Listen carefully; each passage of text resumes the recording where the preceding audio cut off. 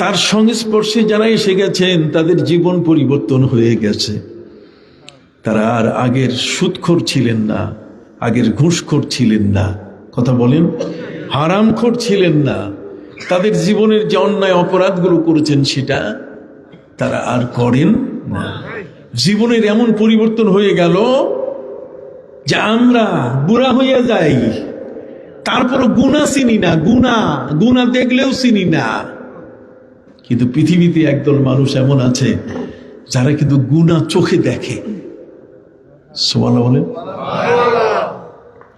হযরত ইমাম আবু হানিফা রাহমাতুল্লাহি আলাইহি, যিনি এশার ওযু দিয়ে ফজরের নামাজ 40 বছর পর্যন্ত আদায় করেছেন, রমজান মাসে যিনি 30 দিনে 60 খতম কোরআন দিতেন, সেই ইমাম আবু হানিফা রাহমাতুল্লাহি আলাইহি একটা নদীর ঘাটে তাকে বসানো হলো যে আপনি একটু উজু করেন। হযরত ইমাম আবু হানিফা রাহমাতুল্লাহি আলাইহি বলছেন, হাওবিল মাকাদাতে মিন হিনা, তোমরা আমাকে এখান থেকে একটু সরাই দাও, অন্য আরেক জায়গায় বসাই দাও।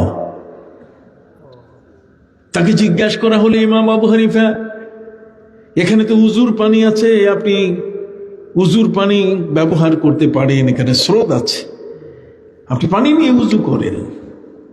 ইমাম আবু হানিফা রাহমাতুল্লাহ বলেন যে আমার আগে এই জায়গায় কেউ মনে হয় উজু করে গেছে। নবী করিম সাল্লাল্লাহু আলাইহি ওয়াসাল্লাম বলেছেন যে কেউ যদি উজু করে, হাত, মুখ, পা, এখান থেকে পানির সর্বশেষ ফোঁটাটা যখন পড়ে তখন হাতের গুনাহ মুখের গুনাহ নিয়ে পড়ে যায়। এই জন্য শরীয়তের কোনো কোনো ব্যক্তির মাসালা হচ্ছে এই যে উজুর পানি এটা মুছে ফেলা যাবে কিনা। আমরা উজু করার পরে হাত ধুই, মুখ ধুই, কি কোন ঠিক কিনা? উজু শেষ হলে পরে আমরা মুখটা মুছবো কিনা, কথা বুঝতে পারছেন? এবং এই মুখ থেকে যে ফোঁটাগুলো পড়ে, দাড়ি থেকে, হাত থেকে যে ফোঁটাগুলো পড়ে, নবী করিম সাল্লাল্লাহু আলাইহি ওয়াসাল্লাম বলছেন যে খারাজাত মিন ইয়াদিহি খাতায়াহু, তার গুনাহগুলো, হাতের গুনাহ পানির ফোঁটার দ্বারা, ফোঁটার সাথে সাথে ঝরে পড়ে যায়। কথা বুঝে গেছে? ফি আখির কাতরাতিম মিনাল মা, পানির সর্বশেষ ফোঁটা, এটার মধ্যেও ওই গুনাহগুলো ঝরে যায়। এই জন্য কেউ কেউ বলেছেন যে ওই পানিটা পড়ে গেলে ওই পানিটা আর গায়ে যেন না লাগে, ওটা গুনাহ আছে ওর মধ্যে। কথা বুঝতে পারছেন? এটা আমাদের জন্য পালন করা বড় কঠিন। কিন্তু ইমাম আবু হানিফা রাহমাতুল্লাহি আলাইহি উনি উযু করতে যাইয়া উনি পানির উপরে দেখতেছেন যে গুনাহগুলো ভাসতেছে। সুবহানাল্লাহ কইলেন না কেন? আমি দেরিতে ওয়াজ করতে আসছি এই জন্য নাকি? সম্মানিত সুধী, চক্ষুটা হলো এমন এক চক্ষু যেই চোখ গুনাহকে চিনে। আমরা আর একটু পিছনে যাব, হযরতে ইমাম আবু হানিফা রাহমাতুল্লাহি আলাইহি, তিনি তার জীবনে 4000 শিক্ষকের ছাত্র ছিলেন। তিনি দুইজন আল্লাহর ওলি হযরত ইমাম বাকির এবং জাফর সাদেকের কাছে তিনি তাদের সোহবতে ছিলেন।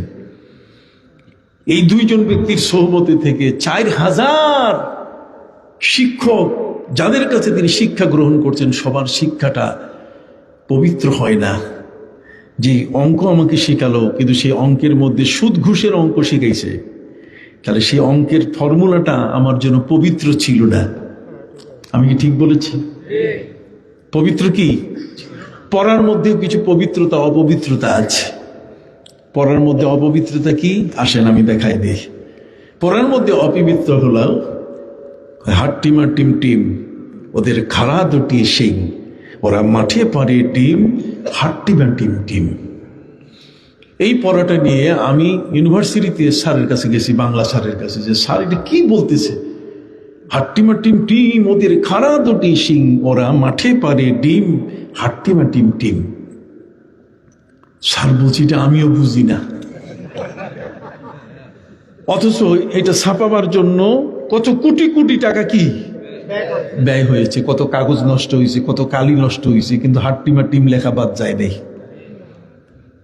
আমি বললাম স্যার আমি কিছু বুঝছি। স্যার বলছেন তুমি বুঝলা কেমনে? আমি বললাম আপনার যে বুঝ, আপনি বললেন আপনি বুঝেন নাই। আমি স্যার বুঝছি এই কারণে, আমার কাছে একটা ক্যাটালগ আছে। আমার কাছে কি আছে? ক্যাটালগ বুঝেন? ক্যাটালগ হচ্ছে আপনি যদি একটা ক্যামেরা কিনেন তাহলে একটা ক্যাটালগ দিবে, এটা কেমনে চালাইতে হয়, এর ভিতরে কি আছে না আছে, একে সব খুঁটিনাটি। আপনি একটা ফ্রিজ কিনেন, ওর মধ্যে একটা ক্যাটালগ দেওয়া থাকে। কি বলেন, ঠিক না ভাইরা আমার? একটা মানুষ নিজে নিজে কিছু তৈরি করলো, বললো যে আমি এটা সৃষ্টি করছি, কিন্তু ওকে যদি বলি যে তুমি যে এই যে কারেন্টটা ব্যবহার করছো, এটা কারেন্টটা তুমি তৈরি করছো, বেশ ভালো কথা, এটা তুমি তার আবিষ্কারক, কিন্তু তোমার আবিষ্কারের আগে আমার কাছে ক্যাটালগ আছে। ক্যাটালগ হলো আল কোরআন। সুবহানাল্লাহ।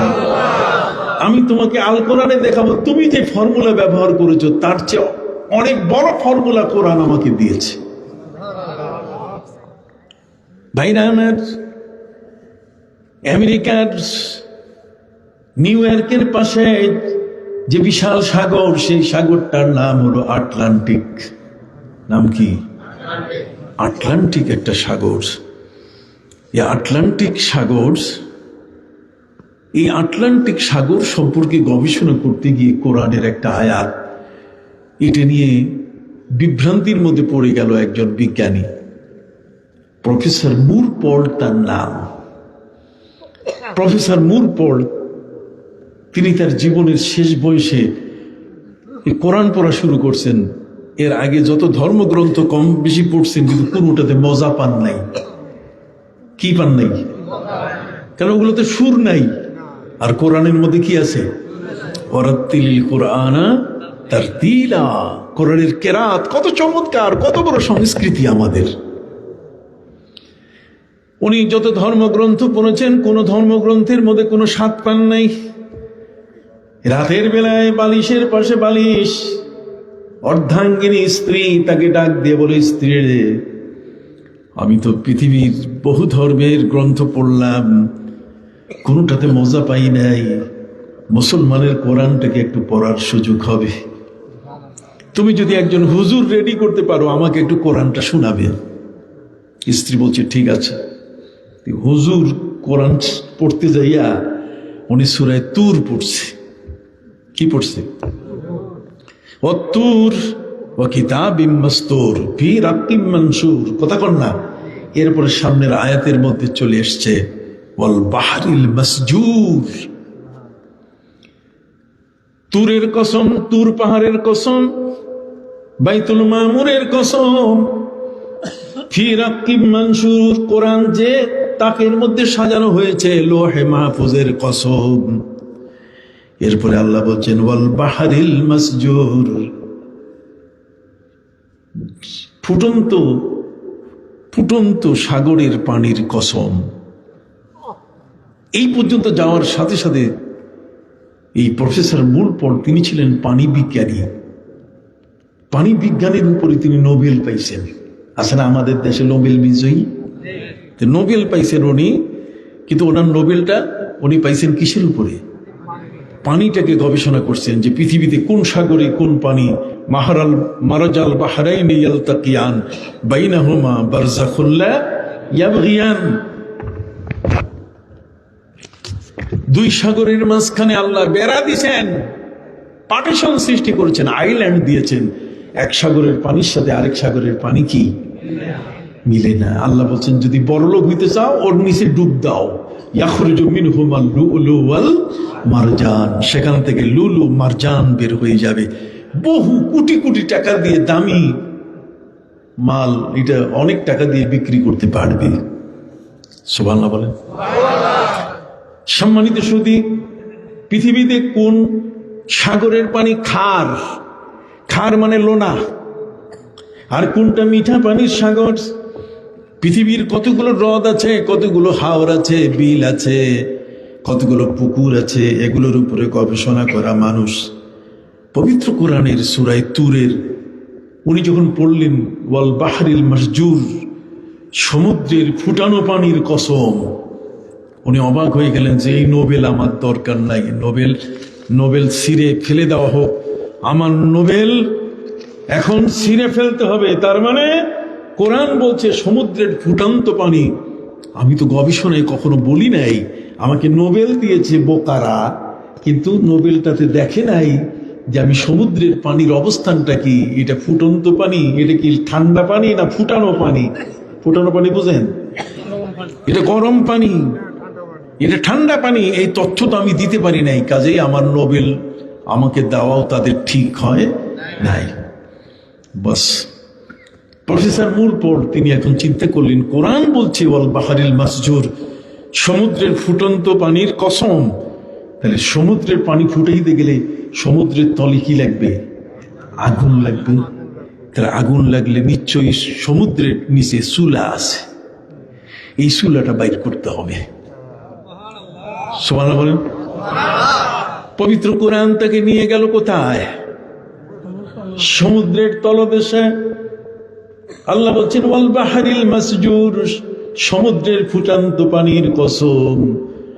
অতএব তিনি আটলান্টিকে একটা মেরিন স্টেশন করলেন।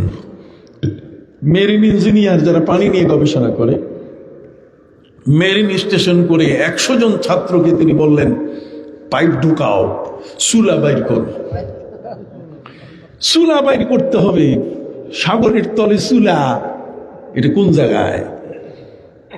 সম্মানিত সুধী, চুলা পাওয়ার জন্য পাইপ ঢুকাইতে ঢুকাইতে প্রায় 35,000 ফিট নিচে পাইপ সব ঢুকাচ্ছে, কোনো চুলার খবর নাই।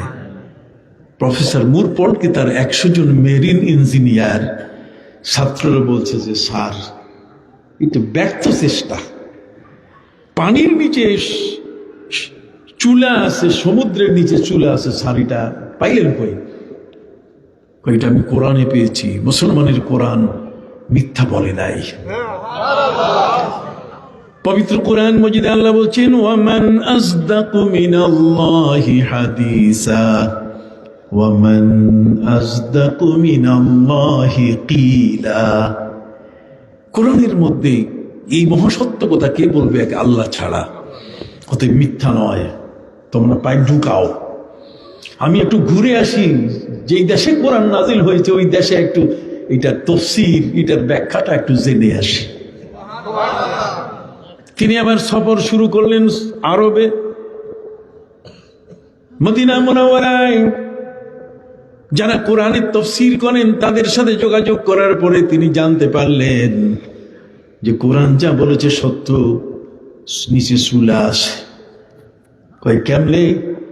কই সহিহ বুখারীর হাদিস, সহিহ মুসলিমের হাদিসের মধ্যে আছে, আমার নবী সাল্লাল্লাহু আলাইহি ওয়াসাল্লাম বলেছেন ইন্না তাহাতাল বাহরে নার, ইন্না তাহাতাল বাহরে নার, সমুদ্রের নিচে আগুন আছে, এটা নবীজি বলে গেছেন। তাহলে কোরআন বলছে সমুদ্রের ফুটন্ত পানি, আর নবীজি বললেন সমুদ্রের নিচে কি আছে? আগুন আছে। পাইপ ঢুকাও, ফিরে এসে বলছে মাপ নাই। পাইপ ঢুকাতে ঢুকাতে দেখা গেল যেই পাইপেই ঢুকাইতেছে সব মোমের মতো গলে যাচ্ছে। 100 জন মেরিন ইঞ্জিনিয়ার বলছে স্যার, মুসলমানরা যেটাকে জাহান্নাম বলছে ওইটা বোধহয় দেখা যাইতেছে। পাইপ ঢুকাই সব মোমের মতো কি গলে যায়। প্রফেসর মুরপোর্ট 100 জন মেরিন ইঞ্জিনিয়ার নিয়ে আটলান্টিকের উপরে কালেমা পড়া শুরু করলেন। কোরআনের মহাসত্যতা প্রমাণিত হয়েছে, অতএব তোমরা পড়ো লা ইলাহা ইল্লাল্লাহু মুহাম্মাদুর রাসূলুল্লাহ সাল্লাল্লাহু আলাইহি ওয়াসাল্লাম। কোরআনের পাশে আসার কারণে জ্ঞানের দুয়ার খুলে গেল। আর এর থেকে আবিষ্কার হলো কি? এই যে কাপ্তাই ব্রিজের নিচ থেকে কারেন্ট। কথা বললা, আপনি বুদ্ধি করে কারেন্ট তৈরি করছেন, আপনি বুদ্ধি করে কারেন্ট আবিষ্কার করলেন পানি দিয়া।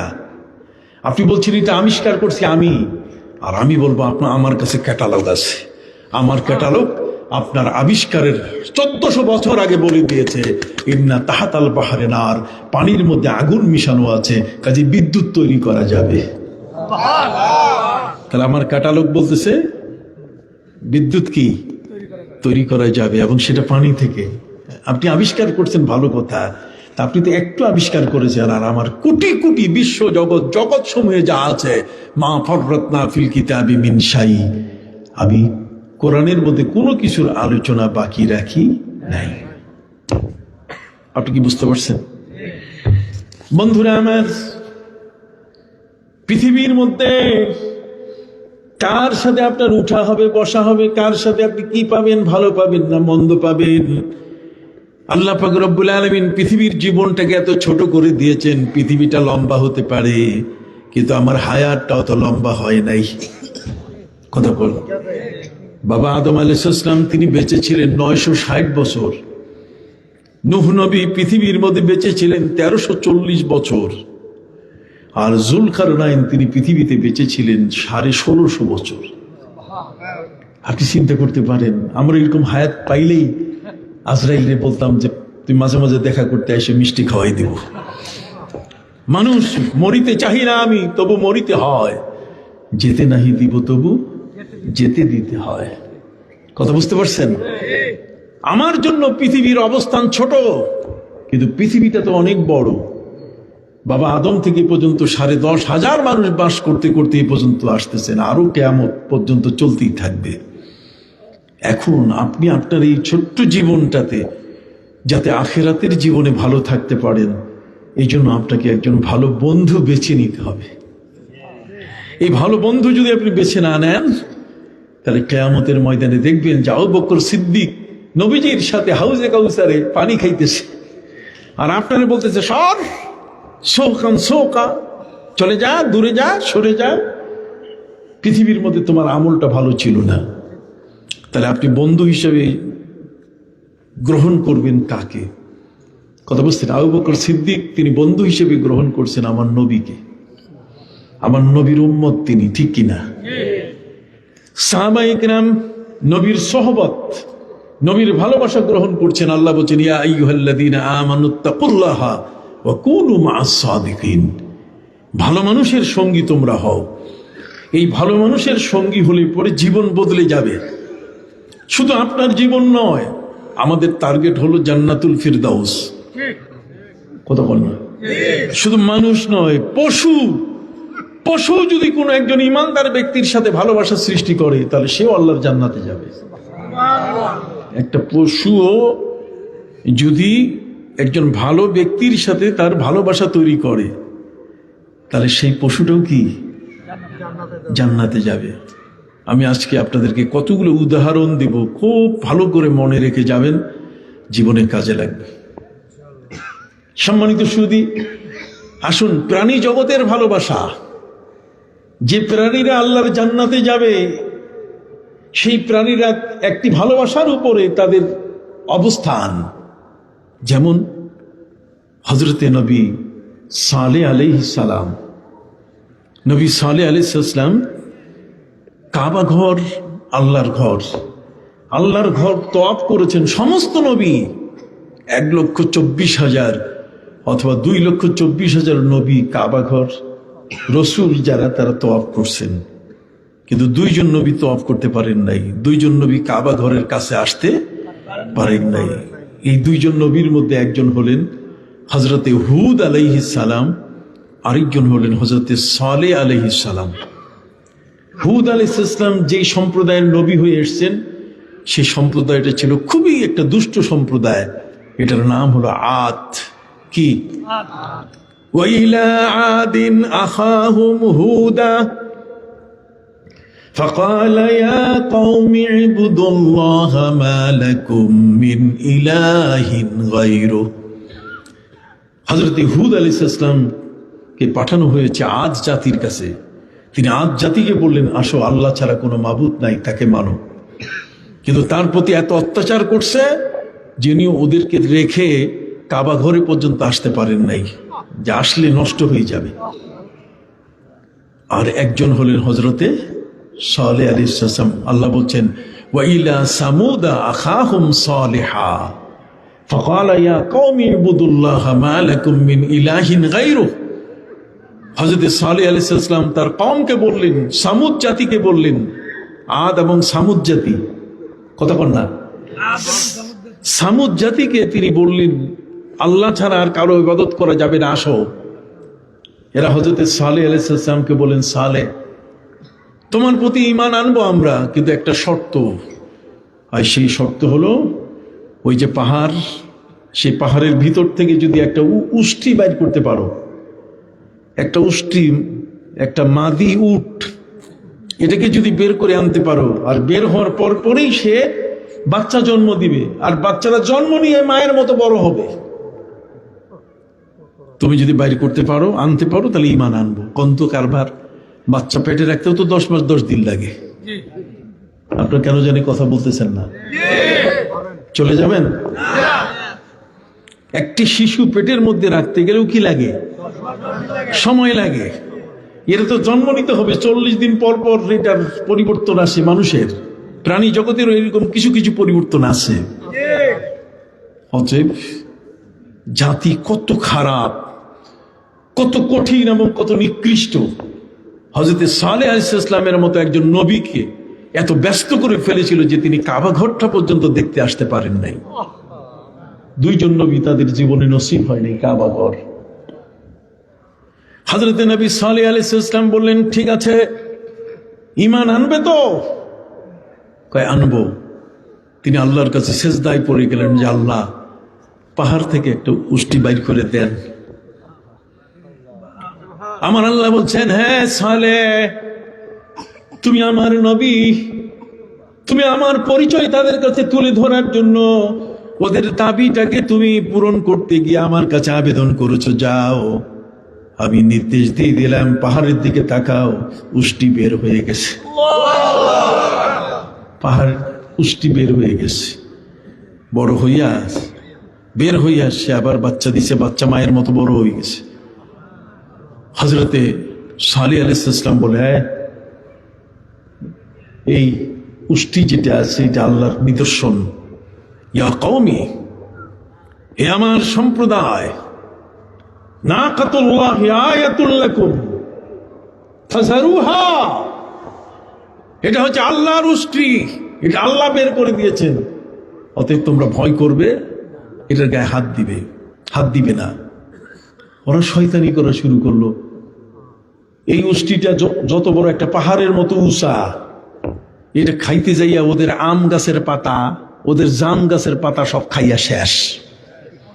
কথা বুঝেন নাই? ওরা যে পানি খায়, যেখানে পানি তাদের পশু প্রাণীরা খায়, এই উষ্ট্রিটা যখন মুখ রাখে, পুরা পুকুরের পানি একসাথে খাইয়া ফেলে। এখন ওরা দাবি করে বিপদে পড়ছে না? কতক্ষণ না, ওদের গাছের এখন পাতাও নাই, আর পুকুরের কি নাই, পানিও নাই, মহাবিপদ। এখন তারা একজোট হয়ে গেল, ঐক্যজোট। একসাথে হওয়ার পরে এখন তারা বললো যে এটার মেরে ফেলতে হবে, এই উষ্ট্রিটাকে কি করতে হবে? হযরত নবী সালেহ আলাইহিস সালাম খবর শুনে তিনি বললেন, فقال لهم رسول الله ناقة الله وسقياها, খবরদার, এই উষ্ট্রিটাকে খাইতেও নিষেধ করো না, এটা পানি পান করতেও কি নিষেধ করো না। ওয়ালা তামাসসুহা বিসুইন, যদি এটাকে তোমরা হাত দিয়ে স্পর্শ করো তাহলে কিন্তু আল্লাহর শাস্তি অতি নিকটে তোমাদেরকে ধরে ফেলবে। এটার গায়ে হাত দিও না। এই উষ্ট্রিটা হযরত সালেহ আলাইহিস সালামের পাশে এসে দাঁড়াইতো।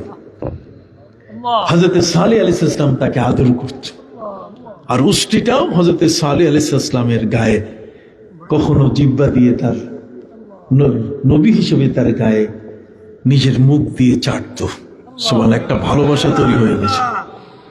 সম্মানিত শুধু, কিন্তু এই দুষ্ট দুরাচারগুলো ফাআকারুহা ফাকাজ্জাবুহা ওয়া আকারুহা, তারা এটাকে মিথ্যা প্রতিপন্ন করে, এটাকে তারা রক কেটে দিয়ে তারা মেরে ফেললো।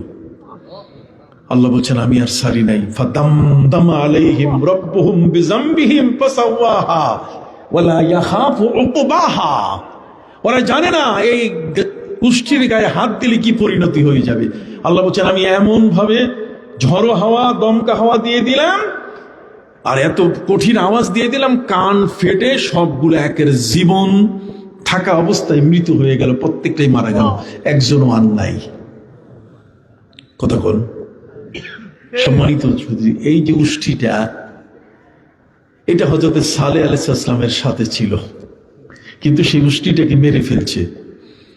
সম্মানিত সুধী, হযরত সালেহ আলাইহিস সালামের গায়ে ওই যে জিহ্বা দিয়ে একটু চাটছে, গায়ে একটু আদর করছে।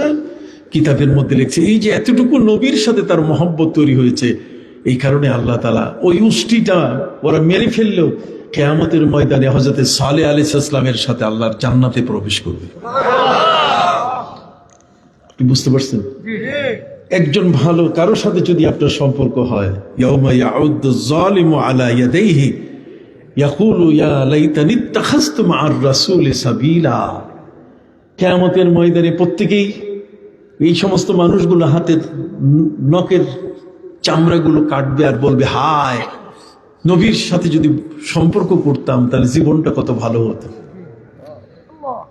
সম্মানিত সুধী, হযরত উযাইর আলাইহিস সালাম, নবী উযাইর আলাইহিস সালাম, তাকে আল্লাহ পাক রব্বুল আলামিন বললেন, তুমি 3 বছর তোমার বাড়ি থেকে 300 থেকে 400 মাইল দূরে, সেখানে তুমি যাও, তোমার দায়িত্ব পালন করো। হযরত উযাইর আলাইহিস সালাম তিনি যাওয়া শুরু করলেন। পথিমধ্যে তিনি একটা গ্রাম অতিক্রম করতেছিলেন, যে গ্রামটা ছিল এত সুন্দর, যেখানে মানুষগুলো খুব হৃষ্টপুষ্ট, যেখানে পানিগুলো ছিল মিঠা আর গাছগুলো ছিল ফল পাকড়ায় পরিপূর্ণ। গাছের নিচে দাঁড়ালে পরে ফলগুলো পড়তো, মাথায় টুকরি রাখলে টুকরি বোঝাই হইতো, গাছে চড়তে হতো না।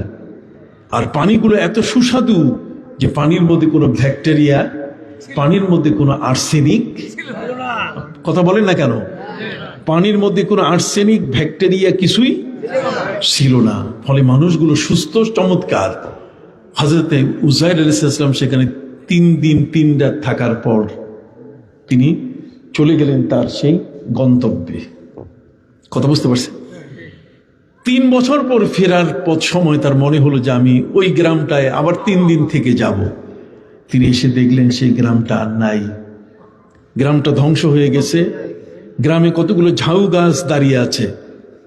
হযরত উযাইর আলাইহিস সালাম আল্লাহর কাছে বলেন যে, আল্লাহ, আমি তো এই গ্রামে আসছি, উযাইর আলাইহিস সালামের সাথে একটা গাধা ছিল।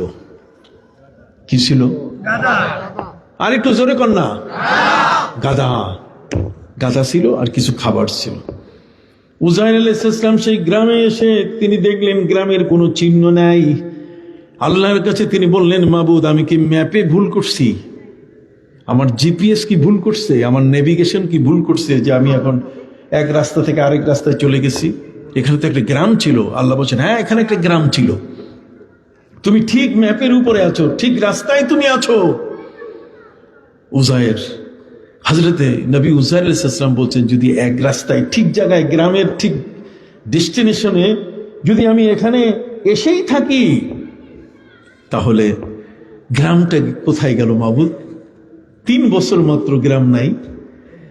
আল্লাহ বললেন যে, দেখো, গ্রাম না আসার পিছনে কারণ, এখানে একজন বেনামাজি ঢুকছিল। বেনামাজি ঢুকে গাছে হাত দিছে, গাছ বলছে আর আমরা ফল দিব না। পানিতে হাত দিছে, পানি তলে শুকাই গেছে, পানি বলছে আর বাইরে হবো না। কতক্ষণ? আল্লাহ যদি পানিটাকে নিচে শুষাই নেন, আপনার আমার বাপের ক্ষমতা আছে উঠাইতে? আপনি যত বড় গভীর নলকূপ বসান, পানি উঠবে না। কি কোন? সম্মানিত সুধী, পবিত্র কোরআন মজিদে আল্লাহ পাক রব্বুল আলামিন বলেন, ইয়ালামু মা ইয়ালিজু ফিল আরদি ওয়া মা ইয়াখরুজু মিনহা ওয়া মা ইয়ানজিলু মিনাস সামাই ওয়া মা ইয়ারুজু ফিহা। আল্লাহ বলেন, বান্দারে, আকাশের যখন বৃষ্টির পানি পড়ে, কত পানি মাটিতে শুকায় যায়, ভিতরে কত দূরে, আমার কাছে হিসাব আছে। কতক্ষণ? ইয়ালামু মা ইয়ালিজু ফিল আরদি ওয়া মা ইয়াখরুজু মিনহা। তুমি পানির তল থেকে, মাটির তল থেকে নলকূপ দিয়ে কত গ্যালন পানি উপরে উঠালে তোমার কাছে হিসাব নাই, আমার কাছে কি আছে? ওয়া মা ইয়ানজিলু মিনাস সামা। আকাশ থেকে কত ফোঁটা বৃষ্টি পড়েছে, তোমার কাছে কোনো লিস্টই নাই। কথা কন, আকাশ থেকে কত ফোঁটা বৃষ্টি পড়েছে তোমার কাছে কি নাই? লিস্টি নাই। আকাশ রোজেই মেঘের সারি জড়িয়ে রাখে গায়ে, আকাশ রোজেই মেঘের সারি জড়িয়ে রাখে গায়ে, কয়শো ফোঁটা বৃষ্টি পরে লিস্টি রাখা দায়। কথা কন না, আকাশ থেকে যদি বৃষ্টির ফোঁটা পড়ে এটা কোনোদিন লিস্টি করা সম্ভব? 1 2 3 কত ফোঁটা পড়লো? আল্লাহ বলছেন ওমা ইয়ানজিলু মিনাস সামা ওমা ইয়ারুজু ফিহা, আর কত পানি বাষ্প হইয়া আকাশের মেঘ হয়ে গেল।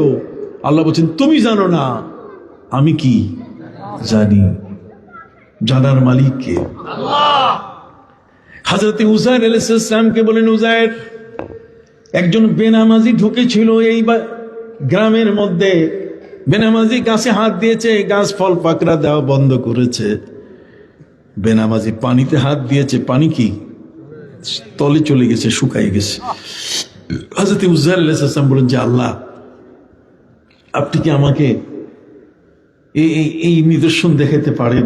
এটা কি জিন্দা হবে? আরো কি সেই পূর্বের সেই গ্রামটা কি ফিরে আসবে?